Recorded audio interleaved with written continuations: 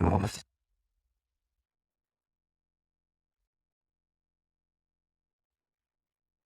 everyone, and welcome to Schmidt List. I am your host, Kurt Schmidt, president and partner at Foundry, and I am very excited to introduce you to my guest today. But before we get started, I do have to mention that the new book, The Little Book of Networking, is now available on Amazon, and you should check it out. There will be links below for you to find it. And it's been getting tons of great reviews. So if you haven't checked it out yet, make sure you go and check it out. All right. So today we're going to be talking about something that is near and dear to my heart, as not only as an entrepreneur, business owner, but as someone who enjoys a solid plan. I love good plans. And we're going to be talking with Carl about planning and about being strategic in our plans. So Carl, thank you for joining me. How are you today? Kurt, doing excellent, and thank you so much for being a guest on your podcast today. Yeah, no, I appreciate you being here. So, Carl, tell me about the work you do and who do you work with? So I'm the CEO for 40 Strategy. 40 Strategy is built to help make strategy work for small to medium-sized businesses and organizations. And what does that mean? Well, what it means is I work with two different types of groups. Group one is they're doing really, really well, and they're just trying to get to the next level. And so I work with them and help designing a world-class strategic plan, getting it done the right way, and then help keeping them accountable to get it done. So that's group one. Group two, private equity firms bring me in for turnarounds. And so that is typically a much more interesting situation. Um, Yeah, and so that's super interesting as well. So often with those situations, I have to do a quick assessment, understand what's happening within the business. And then from there, we'll develop some short-term tactics to like figure out what we need to do next. And after we get them to a stable state, then we'll actually develop a long strategic plan and do just the same thing that we'll do something in the longer term. Of course, the goal typically in PEs are so focused on EBITDA. So we do everything we can to help improve that EBITDA. Once again, for those who aren't familiar with their earnings before interest, taxes, depreciation, and amortization, which is a small, other words, sometimes also called profit, but they don't really call it that because it isn't. right. Um, but with that, that is the key measurement in private equity companies. So that's what I do, and also there's a lot more with it. One of my most fun, most enjoyable things I get to do is the mentoring of executives, and Yeah, so often organizations or CEOs in particular will hire me just to help give them guidance and coaching because it's you can't say things to your employees as much as you think you can. And so I'm there as that extra voice, as somebody who's been there through before. I've been with 7 different companies. I've tripled in size. And so as a result of that, we can talk the same talk, and we can help them, give them the courage to make the right decisions making forward. makes sense. Okay, so I want to jump right in, segue off of something you said.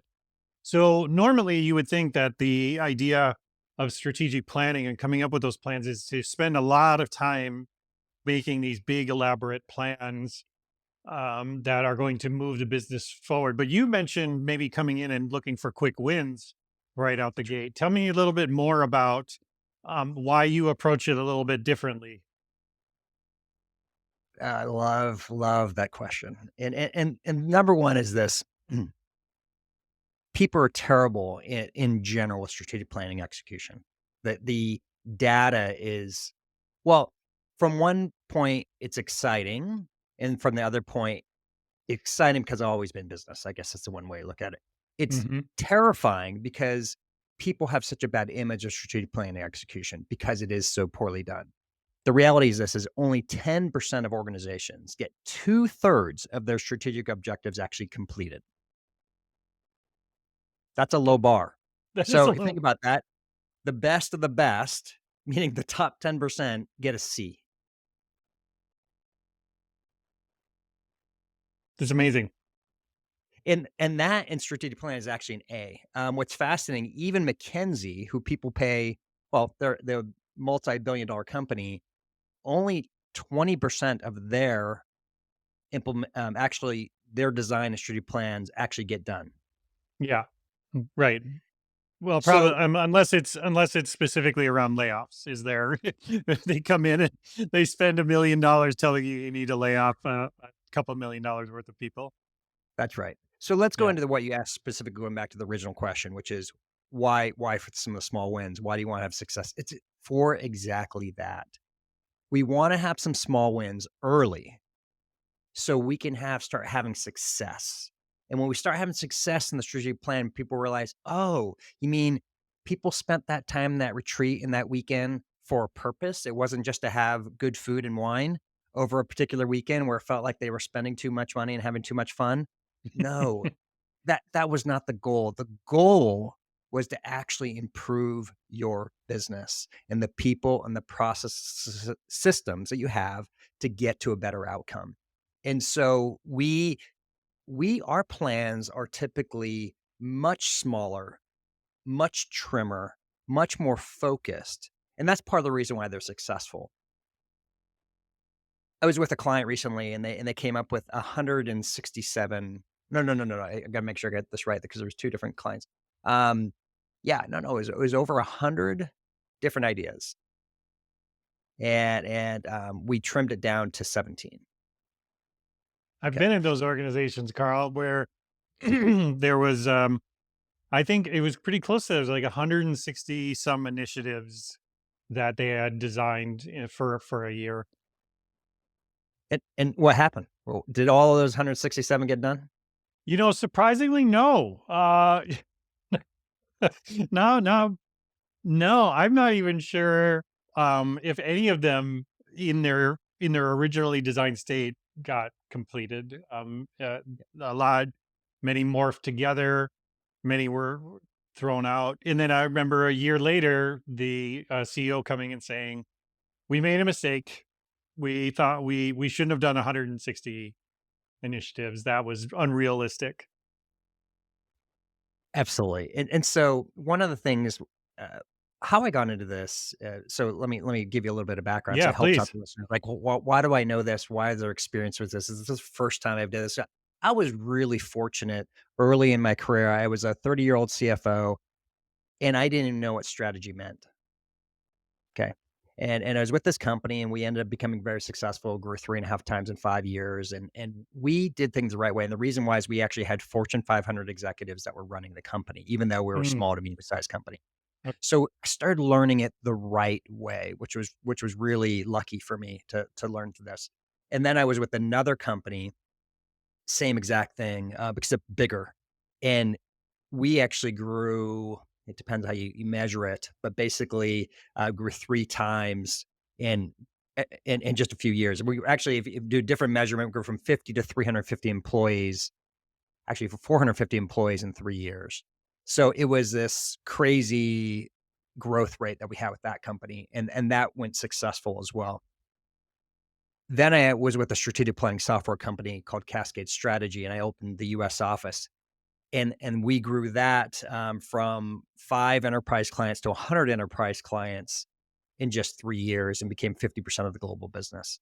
So, we've had the success, but what the really funny thing is that we saw is that even though people were buying our software, they didn't understand what to do, and so we started providing free consulting, and basically, I was able to share a lot of things that I learned over my career, plus then I added reading to it. Read about 300 books, to help augment that information over a 5-year period. So when you combined the actual practical experience and then the research, that's what ultimately helped me come up with what we have today, what we call the captain strategy method, which is basically 7 principles that we bring into each organization. And it's a principle based process. The reason why is because if you go in saying this is what you're going to do, that's when you're going to fail. You know, a lot of times people come in saying, I'm going to solve your sales problem, or I'm going yeah. to solve your lean problem, or I'm going to solve your HR problem. The problem is that's only one thing.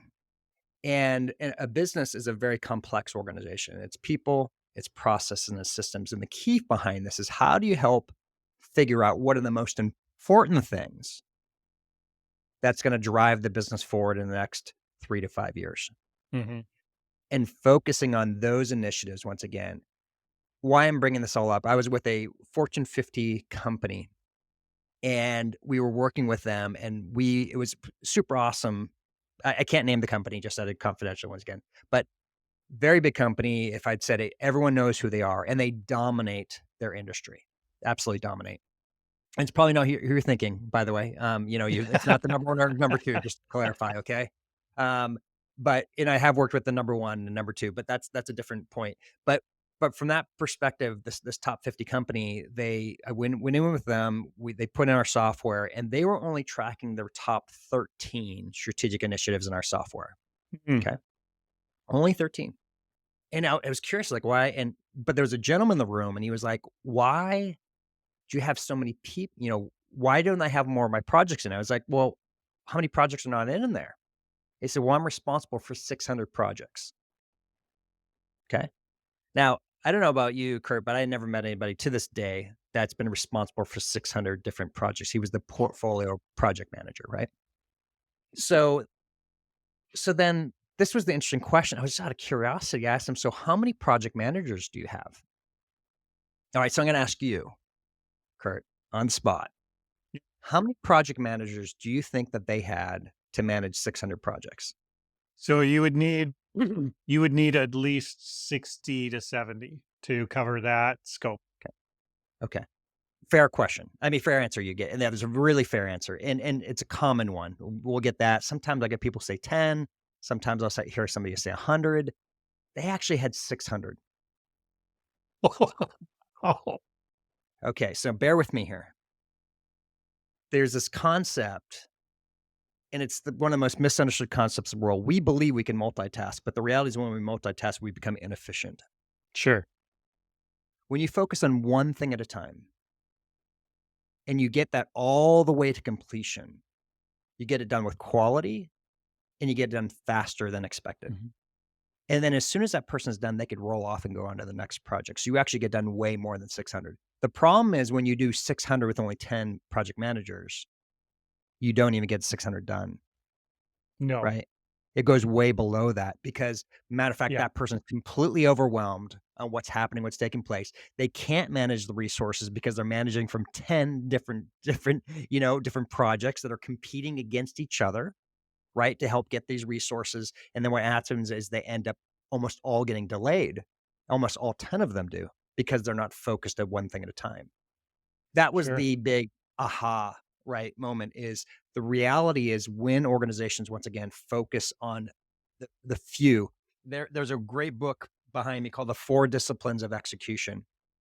The Covey Group wrote this book, and so if you're familiar with Franklin Covey, it literally they became a business organization. One part of it did, and they did 1,500 strategic implementations. They said you should only do 3 at a time. Mm. Okay. Mhm. Now this is the crazy part. They did 5,000 strategic implementations. They revised the book and they said you should only do one thing at a time. Fun. Okay. So it's just going back to once again is more less is more. That principle alone, and that is in our trim. We actually have a phase and it's called trim. That's the T in the captain. And because why is because we want to go down to the essential few that you're going to actually have success with. This is when people gain confidence, when they see that an initiative works. The problem with an initiative is typically it's not overnight success. So let's do an example. Let's say you wanted to grow your sales, Kurt, and you were like, I need to hire 2 salespeople to grow my company. Just keep it simple here. So, Kurt, how long does it take to hire 2 salespeople that are quality? Oh, 3 to 6 months. Yep. Okay.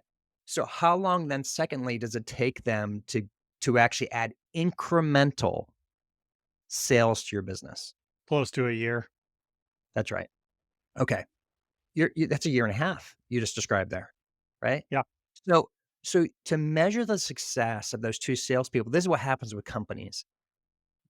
Managers consistently, they'll say, "Oh, I'm gonna hire salespeople to increase sales this year." No, they're not gonna have an impact until at best year 2. That's when you start measuring their success. You don't measure it when they're cannibalizing your existing sales that you already have in the sales pipeline. That is foolery. It's tomfoolery. What you're going to really have value in is when you start seeing their success in year 2 and year 3. And the reality is the data shows us it typically takes 3 years for a salesperson to actually hit their peak within a business. Mhm. So you're not even going to know year 4 after the decisions are made. The Yeah. challenge is people don't typically track that. They don't track the Yeah. incremental value that those 2 salespeople brought to the organization because why? They cannibalized it. They looked through different things. They didn't see what they incrementally brought. That's the difference between strategic planning and just growing your business, Yeah. is being thoughtful of that difference between actions that are helping us right now and actions that are gonna help us in the long term. And those companies that are long-term minded are typically the ones that win the game, right? Because Yeah. they're working on their business, not just in their business every single day. Yeah. Well, I've got so many questions. So one of the difficult things and this is a cultural thing, is that, one strategic plan makes sense, sounds great. But it's hard for sometimes these people to go to the board and be like, we're working on one thing. And to feel like they have value, or that they're promoting value to the organization, because the board is probably expecting them to be solving all sorts of things, playing whack-a-mole. And if they're not, uh, and they're working on one thing, I mean, doesn't that ki- ki- I mean, I understand what you're saying. It makes perfect sense. But historically, what I've seen is that, if a CEO walked into a board meeting and said, "I'm working on one strategic plan right now," that board would be like, "Did we make the wrong choice here?" You know what I mean? Yeah. So often the reality is, some of when we're talking about some of those really large companies, think about trying to change customer service at Hilton, right? Let's say you had Right. an initiative that we were going to like change. Think of the thousands of employees that have to be impacted by just Yeah. one decision, and then all the different transactional things that they might be doing, from their systems to follow up to website to, I mean, you name it, right? It's complex. And so when people say we're only doing one thing, you kidding me? That's probably 500 projects for a company of the size of Hilton. Sure. And then getting the training of the thousands of people are in there. So that's why, once again, when we're saying one thing, it's like this isn't one thing. It's multiple different supporting strategies to accomplish the goal to improve our customer service, to have us be world-class customer service. And keep in mind, you still have a business to grow anyways, right? This is just one key initiative that you're focusing on that you believe is gonna have a huge impact on it. So that's one of the ways. The reality for small to medium-sized businesses is we don't we can't wait for certain other things to happen. So, because there's less people to typically being impacted, it's not uncommon, right, to have 3 to 5 core focus areas that you're working on and some 3 to 5 core initiatives. I get worried when a company says, "Oh, we've got 12 initiatives that we're working on." Yeah. Right? Right. That is too many, even for a large company or even a small company, right? But when you could get it down to, "Hey, here's the 3 to 5 things that we're really trying to accomplish," right, to get to a result, and then here's how we're gonna get there, right? The challenge is it's the how, right? Strategy is about the how. It's not about getting to. I mean, end result, the destination is that's where you're getting towards, right? And so that's where people, "Oh, how," like an example, "We wanna grow sales."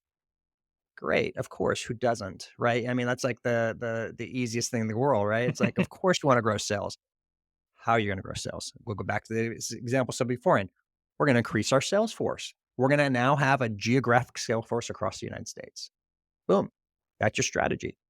Yeah. Think of how long that strategy is gonna take to put in place, right? That is a massive effort. But you might have another effort. Might be, okay, we need to make sure that our products are best, are gonna be sellable, right, for the sales team to have. That Right. might be another key initiative, right? It's not gonna be filling them with 500 products, perhaps, but 2 to 3 key products that they can sell to their respective marks, as an example, right? So, that's how I end up seeing who I'm working with. Just fairly, what we typically try to say is we don't get down to one, the realities with our strategic plans. We'll get to a handful Yeah. of focused areas. But what we do try to do is make sure there's only one owner for each key initiative. Okay, so that's how we That's trim it really down. important. Yeah, yeah. Because when somebody has 2 or 3 or 4 things, especially once it gets to 4, the data is really clear. They all fail. Um, 1 or 2, it's okay, but, like, if they have a full-time job already and you're then adding on top a key initiative, it's really hard to get that one done unless you really prioritize the time for them so they can do it or change their habits so they can start getting it done. Because what happens is the machine, the Borg, the customers, the vendors, all of the phone calls, the email, right? Yeah. Well, and I've had these discussions too. We do a lot of workshops with our clients around their digital sort of transformation and the things that they're doing. And to your point, sometimes they try to design by committee and that doesn't work where you've got 4 or 5 stakeholders for one initiative. Um, but to your point, where I see that it falling off the most is that these people do have full-time jobs. The person who's leading these things might not initially think about that. They might think like, well, I'll just shift their priorities. But that person knows what they get yelled at about at the end of the week or the end of the quarter. And guess what? That's their priority. They don't want to get yelled at the end of the quarter when they miss that thing. Versus this new initiative that is sort of amorphous, and maybe isn't being measured in a meaningful way, other than some maybe random percentage that somebody put to it based on some metrics that aren't really true in the first place, whatever. So so to your point, it's these people that we've got to get on board with these things. And I love what you just said there, Carl, which is, it's not up to that person to clear their own path. The leader needs to help them clear the path for them. They can't just hand it off to them and say, "Let me know when you're done." Absolutely. Anytime there's a failure in a strategic plan, the leaders have to self-reflect. It is not the responsibility of management to put in their plan that they came up with a whiteboard, from a strategic retreat. That's unacceptable. So one of the things we do, you're talking about a really key component that's a part of our initial process. Is first, you have to have a really key vision and understand where you're going, right? So there's a kind of a rallying point behind where you want to be 3, 5, 10 years from now. But you want to, when you start, what's really critical is you have that leadership team. They come up with it once again, that facility. Here's where we're going. Like, so our goals, right? That's where we're trying to accomplish. We call them destinations instead of goals because goals are really bad, right? People once again have a really bad failure rate. I think your New Year's resolutions as we're coming upon another year, right? The reality is that typically people fail them really badly. But if you call them a destination, when you get on an airplane, you expect to get to your destination. Whole different terminology to use, and so we use that. We call them destinations. Okay, so you figured out a destination and how far you want to go. The how, you want to work with your teams who are going to actually do it. So you don't finish when you're at the retreat. We make this very clear. We're going to have a meeting. We're going to have fun. We're going to facilitate. We're going to talk about all the amazing things we're going to do. And then you're gonna actually once we Pareto it down to the essential few, then you're gonna take those ideas and you're gonna bring it to your leader, your next set of leaders, your next set of managers are gonna help implement it, assuming you have a company that big could do that. And you're going to actually start working with them. They're gonna come up and help you out, figure out how to get it done. Then they come back to the leadership team and submit, "Hey, here's our strategies that we're gonna do to get this done. Do you agree?" Right?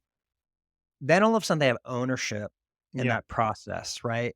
When you go and nobody wants to be told what to do, right? Nobody does. I mean, I haven't from whether you're a 2-year-old kid, right, or you're a 50-year-old manager, nobody wants to says, "You're gonna do this week." It's like, "What?" Right? You want to be a part of the solution. So that's how you help them be a part of the solution, is you help them figure out the what, and then they get approval for it, and then they own it at that point, right? They get assigned to the responsibility of getting it done. So now there's the next key thing, Kurt. So what now we're gonna talk about and is what do you measure for success, right? Yeah, that's the big So question. right. So most strategic plans are all about the outcomes.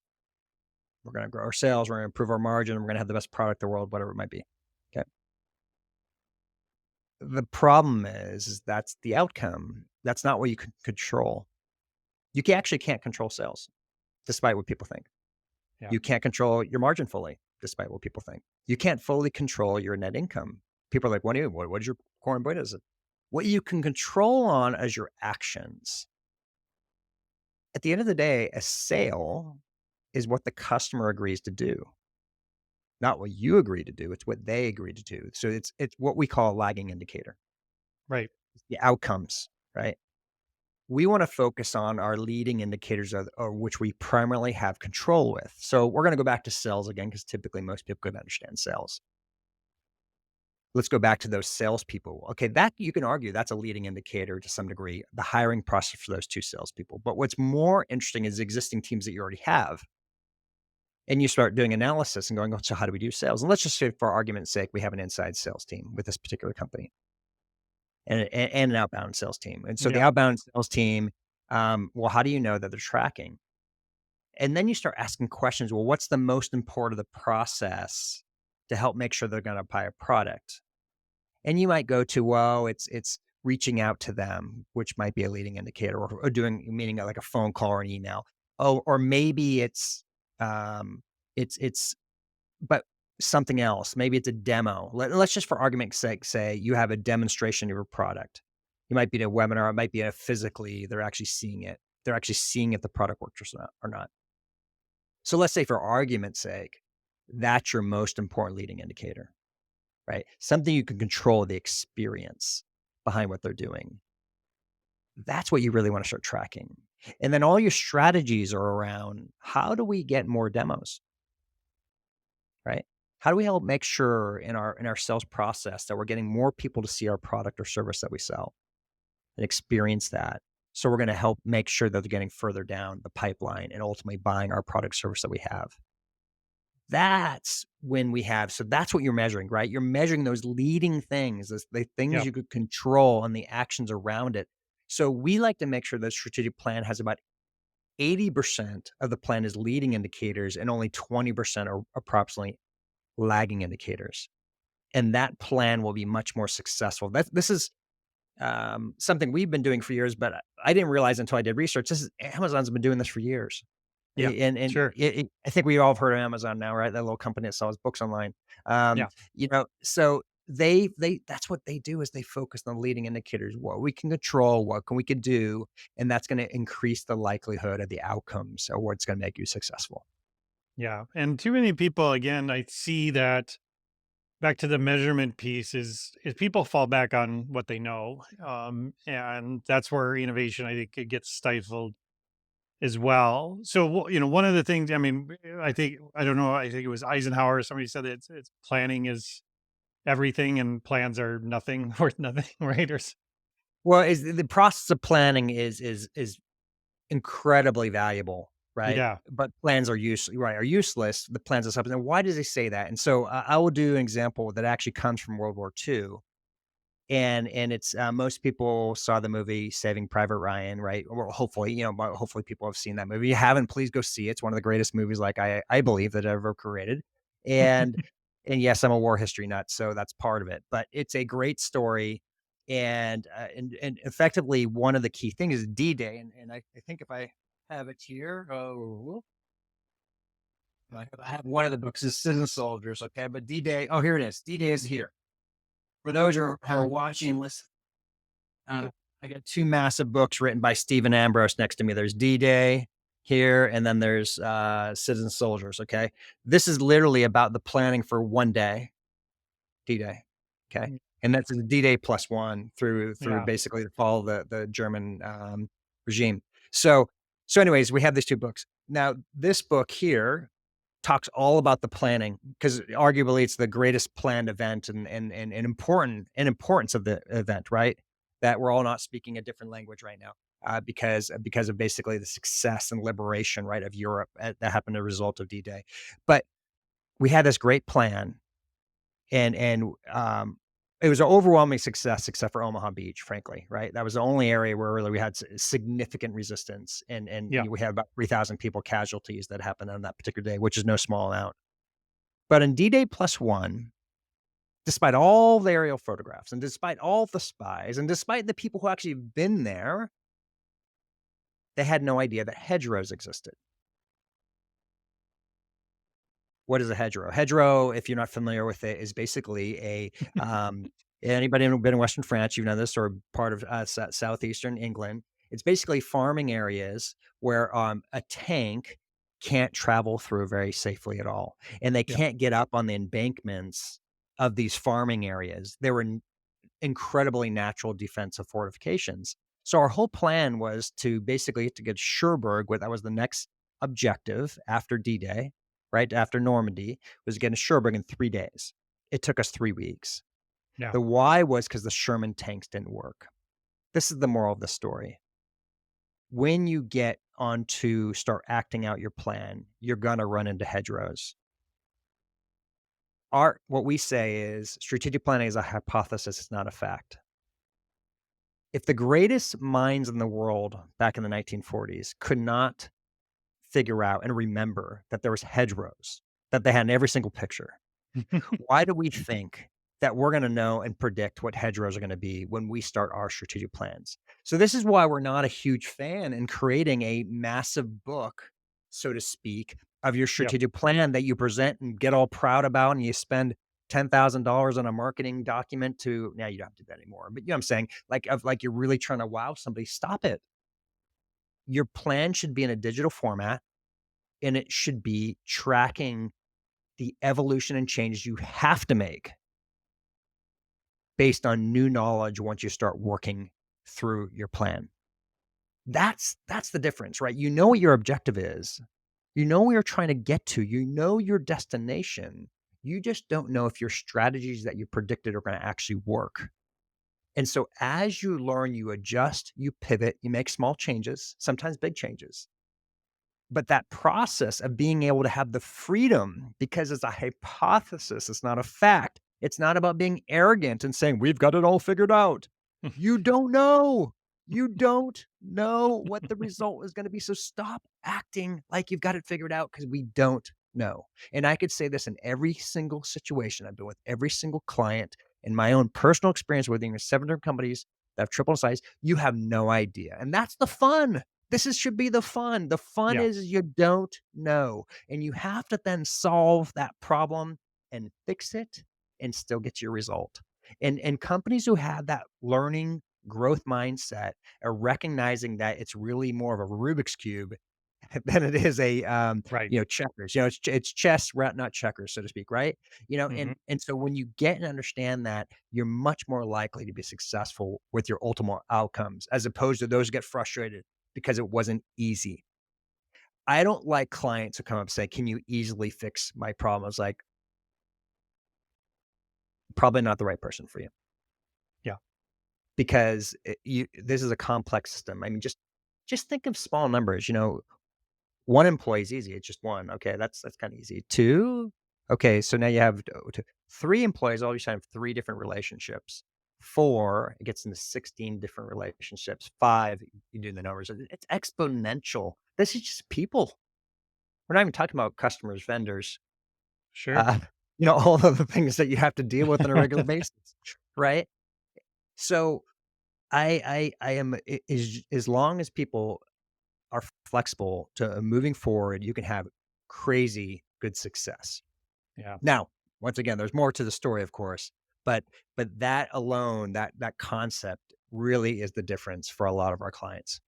It makes a lot of sense because, and the last thing I want to touch on with you is because this idea of change, this is people having to change. And early on in my leadership career, people, employees and people around me were always complaining about that. I wanted to change things. They wanted to change things. Okay. Right. And so we come up with a strategic plan and we're going to change these things. And all of a sudden, these people don't want to change anything. And what I realized early on is people love change, but they just don't want your change. And I had to learn, to your point, was I couldn't just show up and present this big plan. The idea that you have of showing off quick wins is such a fantastic way to start to build momentum and rallying people around a potential new future that they are a part of, that they've contributed to. And so it is our change now. It's not your change. And then I have to execute on that thing. So I think, is that something that has been key to your success? It sounds like, you really focus on the people's mindset versus just, well, the revenue targets, right? Oh, wow, you just nailed a key thing. Almost everything is about expectations in the world, right? Yeah. I mean, almost everything is about expectations. That it's really interesting because from one view, I personally recommend doing stretch goals with your strategic plan. And the why is because you have to change your habits to get to a new outcome. What's interesting Hmm. is the work to get to a new habit is often not too different than doing the same habit you're doing. It's just you have to be willing to change it. That's the hard part, right? But what's interesting is when it comes to like a budget, I always sandbag a budget. You never want to disappoint your investors or your bosses and things like that, right? So there's a separation to some degree in the strategic plan versus the budget, right? They're two separate things. And you have to encourage some level of, hey, in this particular goal, one destination, if you may, it's okay if we only get 70%. Like, I'll just do a simple example. Let's say you're a $10 million company and you're the typical, oh, we're gonna grow 5% this year. And okay, so that's 10,500,000. Okay. But what if you said, not what you're putting in your budget, but what you said, hey, our goal is actually to get to,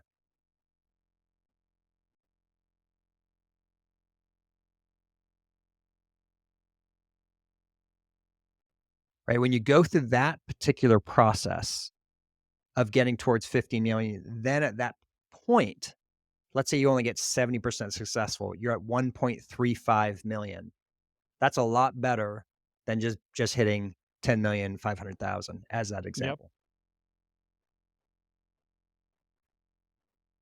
Well, I think to the point where I've seen stretch goals be really valuable, Carl, is because it also allows you to communicate to your team, like, where's your dream at, right? Like, you're obviously telling me where reality might be, or you're describing what you're hoping to get at, but it also giving an idea of people something they could shoot past towards. And um it gives them a good idea of, like, how far are we willing to go to achieve this goal, right? Or to your point of, like, a goal should be a target. It shouldn't be like, well, if we don't make that goal, we're all fired or something. It should be, this is where we're trying to get to. Um, but you definitely want to have those stretch goals, because I think that it communicates to a team um, how impactful or how important this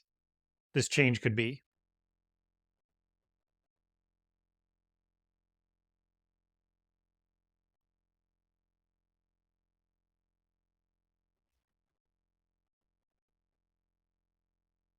Did you freeze on me, Carl? You did. It's okay.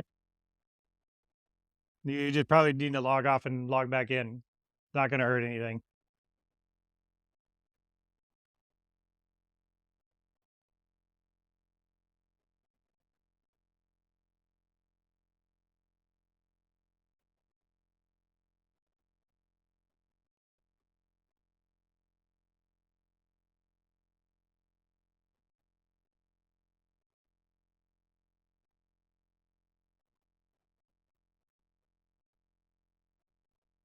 This is Kurt. Hang on. I'm kicking you out and just join back in. It's not going to hurt anything. It's not going to hurt anything. I I edit all the shows, Carl. So this is very common, honestly. All right, just rejoin. Thanks, Carl.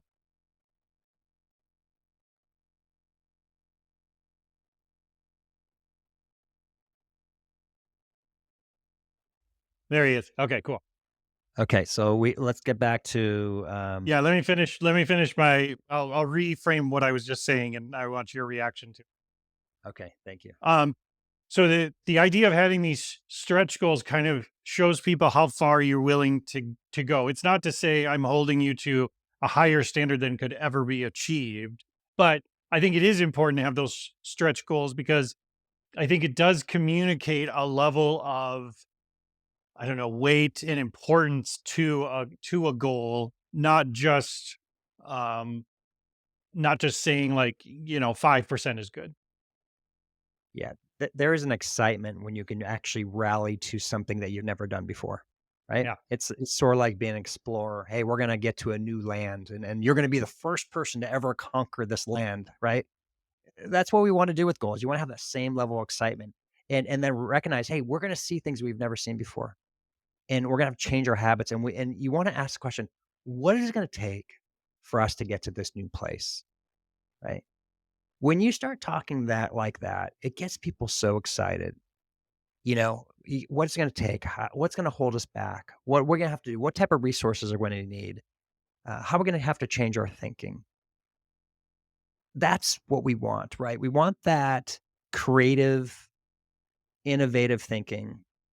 And then what we want to do though is then actually start working on it and get it done, right? So a couple small things here, Kurt. I just want to Yeah, touch please. off because there's no small, it's a process, right? And once again, we have 7 principles. We've just touched on a handful of them. But one is only 20% of plans actually even start on time. Okay, so if you want to fail, just don't even start on time, right? That helps you to begin with. But really, only 20% actually do it.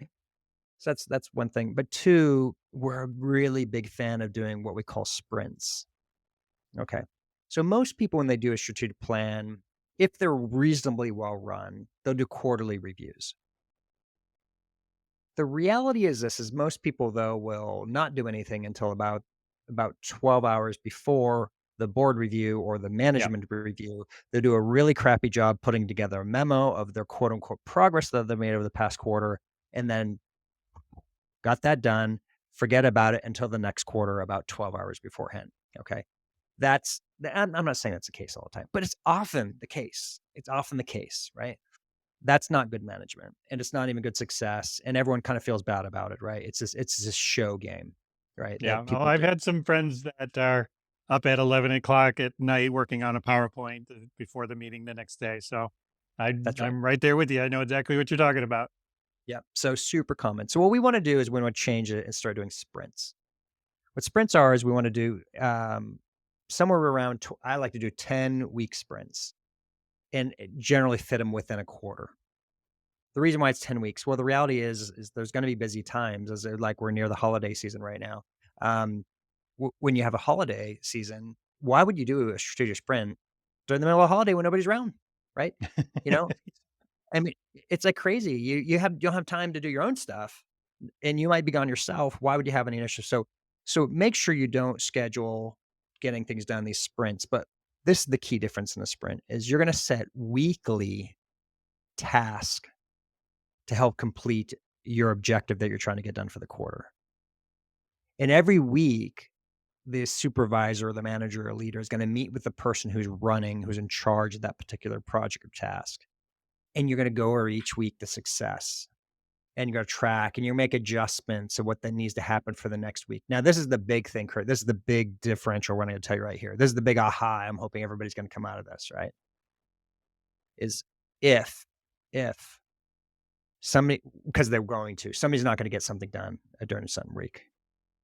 Okay. So for some reason, it snowed. They had to walk hill both ways, go hill. The dog ate their homework. You name it, right? There's going to be something that's going to happen that they're going to say, I couldn't get it done. This is the difference. You're going to say, I'll use your name, Kurt, because it'll be easy. Kurt, I understand it was snowing and your dog ate your homework last week. I get it. It was a tough week. However, you understand how important this strategic initiative is for us to help get to our outcome. So what are you going to do in the upcoming week to not only accomplish next week's tasks that we already had scheduled, but to catch up from the previous week? Tell me how you're going to get that done. And I look forward to meeting you next week after giving them a chance to describe it of getting back on track because it's critical to the success of this. See, when you have 10 check-ins versus one check-in, you're going to end up having success. And what we found is you end up getting things done way faster than you expected. and you deal with all those details Yeah. that once again get ignored typically in a strategic implementation. So much more successful, so much more success, and it's not more work. That's the funny thing. Yeah. It's actually just spreading it out to do the same objective. And what you end up doing is because you have time to be thoughtful and creative, your outcomes end up being so much more powerful as a result. Well, in those short sprints, you're also uncovering a lot of blockers that you might have never known about. So yeah, you might not have known that the dog was waiting, was really hungry to eat your homework, and so you show up and you're like, well, actually, yeah, I tried working on this, but it turns out that this division over here doesn't have the tools that I need to actually keep moving my thing forward. And now you can even start to see why the company was not innovating as much as before. It might not necessarily be because you haven't thought of it before, but because you might have just been getting in your own way in certain cases. And until you've gone through this process, you haven't uncovered those blockers. I'm guessing that's pretty common for you to experience, Carl, right? Absolutely. Yeah, and that's what you said is exactly why you wanna meet regularly is often let's say you even did things well, just for argument's sake. Let's just say you Yeah. quarterly did things well, but there was challenges, there was obstacles. If you wait 30 days for approval on something, holy cow, right? Sorry, 90 days, right? 90 days for Yeah. Yeah. approval on Yeah. something. Right? You've delayed potentially up to 90 days of that project getting done. But if you meet in week 2 or week 3 or week 4, and then you request approval of the supervisor who's responsible for this, he's going to start clearing those obstacles right away. Those hedgerows that were in your way are going to start getting cleared now versus then later. And that's the difference of really successful strategic implementers versus those who aren't as successful. That's amazing. All right, Carl, I could talk to you all day. So you definitely have to come back on the show in the future.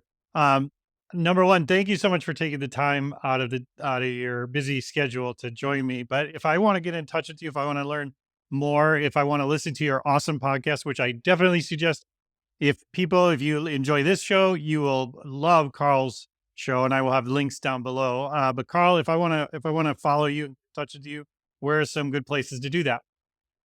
So yeah, number one, we can just start with the Measure podcast. So that's one. We're on all the major platforms, so feel free to reach out to us. Then I don't think we mentioned earlier, and we'll say this right now.